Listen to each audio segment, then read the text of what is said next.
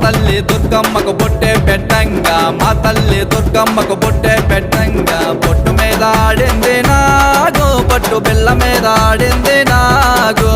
బొట్టు మీద ఆడింది నాగు బొట్టు బిళ్ళ మీద ఆడింది నాగు అమ్మా ఎవరనుకున్నావో ఏమనుకున్నావో ఎవరనుకున్నావో ఏమనుకున్నావో